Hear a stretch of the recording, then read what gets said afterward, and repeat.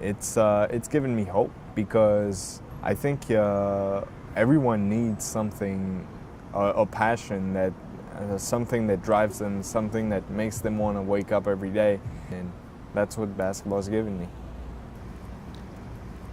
Well, my father took me to my first basketball game when I was 3 because he used to work for the local team at my town, and so then I never got away from the game after that. Like, I always followed the game. I think it's very interesting to look at not only the highlights and the big dunks and the buzzer shots, and it's interesting to look at the strategic aspects of the game because it's a very strategic game.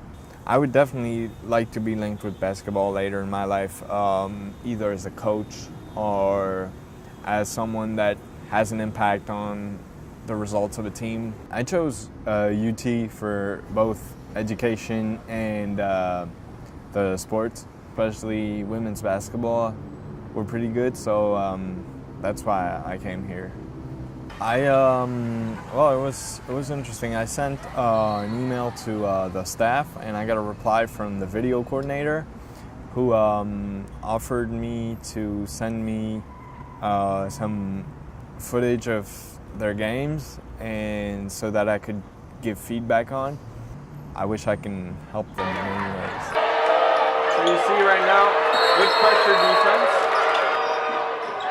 But right now we gotta get a rebound. There you go. Well, you know, I'm not sure there's a particular reaction that people have when they see me play, because like I try to work on my game the same way that someone standing would, and when I play with like friends, we try to incorporate like some strategies that we see in different games, and try and see how we can incorporate that in the way we play.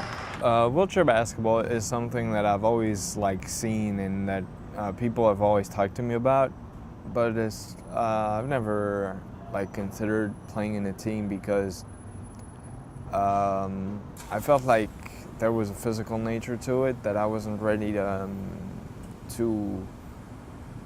I wasn't ready for, and so I've not really considered it, to be honest.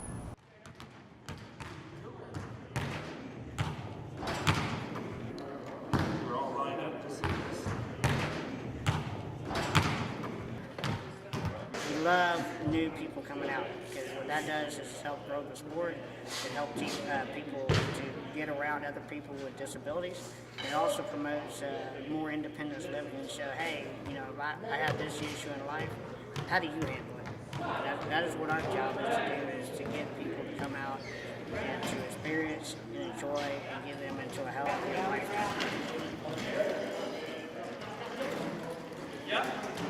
It's been amazing. I mean, since May, you know, I've been practicing like 2 or 3 times a week, and it feels, you know, like it feels good to be back on a sports team again. You know, I mean, I basically build my weeks around basketball practice. You know, that's the most important thing for me. And if I need to reschedule other stuff, you know, this comes first.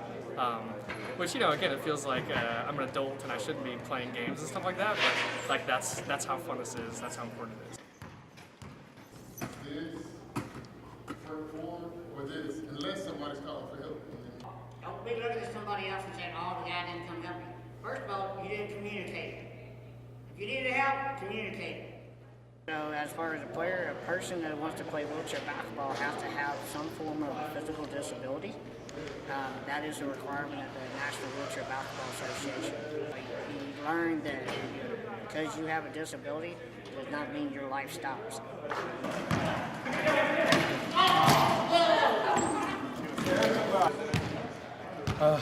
It's pretty tiring, to be honest, but it was fun. It was fun to go out there and get a few shots in, and, get a few plays in.